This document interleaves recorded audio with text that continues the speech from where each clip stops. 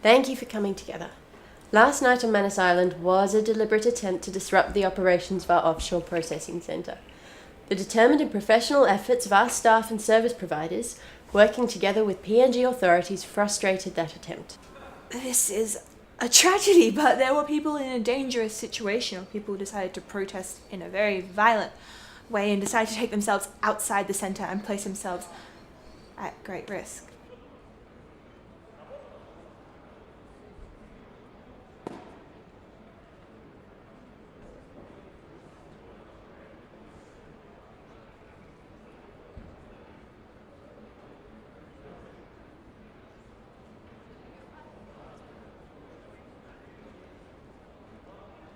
So this is a very distressing situation, but it isn't a situation, sadly, that was not anticipated. At all times, the G4S staff who were involved directly in maintaining order within the centre itself.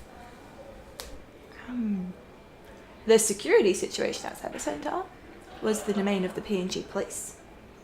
This morning I advised that 77 transferees were treated for injuries, the majority suffering head injuries. 40 of those have since been discharged. 22 have suffered minor injuries, and they are also still receiving treatment. There were 13 serious injuries. 12 remain in a serious condition and are receiving treatment, and a further 3 have been positioned for medevac to Port Moresby. There was one critical injury, and there was one person who was deceased. The injury was sustained outside the centre!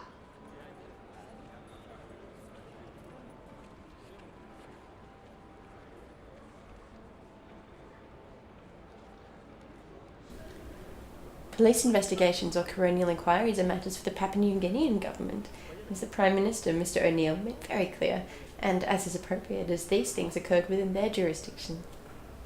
The government understands that there will be those who seek to take down our policies, to take down our processing centres, to try and destroy the regime.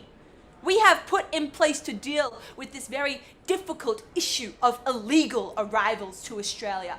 What they will find is a government that has a very strong resolve to continue with these policies and to resist any effort to do just that. Are there any questions? Originally spoken by Morrison, not approved by the Australian Government, Canberra.